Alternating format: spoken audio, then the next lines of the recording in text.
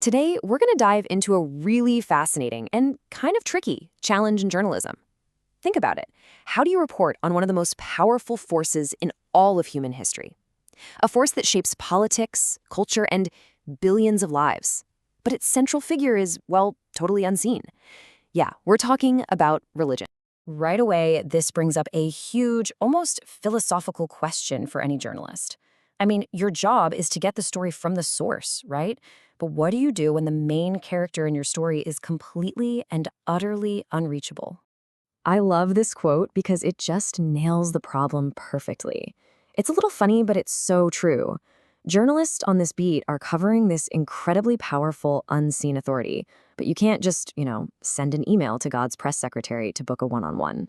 So how on earth do they cover the story when the main source is off the table? This really is the heart of the matter for the religion beat. It's not like covering City Hall where you can go talk to the mayor. Here, the ultimate authority figure is invisible. And a journalist's job isn't to prove or disprove that authority exists, it's to report on its very real and very immense influence on all of us. So, to really get how they do it, we've got to clear up a major misconception right off the bat. The job of a religion reporter isn't to be a referee for faith, to decide what's true and what isn't. That's not the goal at all. The difference here is simple, but it is absolutely crucial. The job isn't to be a theologian or a fact checker of faith. Nope. The real goal, the journalistic goal, is to figure out how belief translates into action, how it impacts the tangible, physical world we all share. It's all about connecting the dots. So what this means is that religion journalism is really about being a detective. It's about untangling all these threads that connect faith to, well, everything else. It's about seeing how a belief system can shape laws, how spirituality might influence the stock market, and how a moral code can impact an entire culture. It's finding where all these things intersect.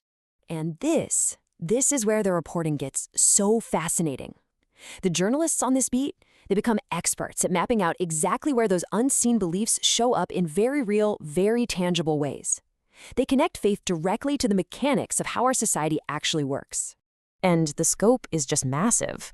I mean, think about it. Faith isn't something that stays inside the walls of a church, a mosque, or a temple. Its influence radiates outward, right? It shapes everything from political campaigns and corporate ethics to the art we make and the culture we all share. Let's look at a real-world example to make this super clear. A story like this one isn't about judging whether certain Christian beliefs are correct. Not at all. It's about mapping out a real network of people. It's about showing who's involved and then explaining how their shared faith influences actual policy and power, right up to the highest levels of government. Now that is tangible impact.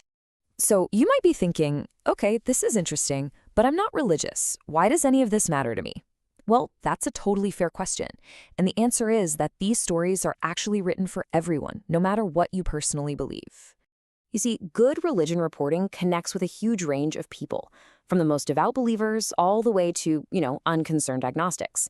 And that's because these stories, at their core, aren't just about faith. They're about power, they're about culture and community.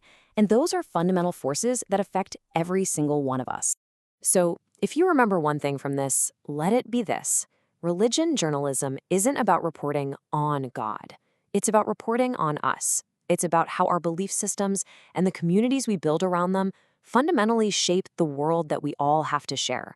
It's a totally essential lens for understanding how our world works. And that leaves us with a final thought, a question for you to chew on. Religion is one powerful, unseen force, for sure. But what other beliefs, ideologies, or invisible structures are shaping your world? It's a pretty powerful question. And once you start looking for the answers, you might be surprised at what you find. Thanks for joining us.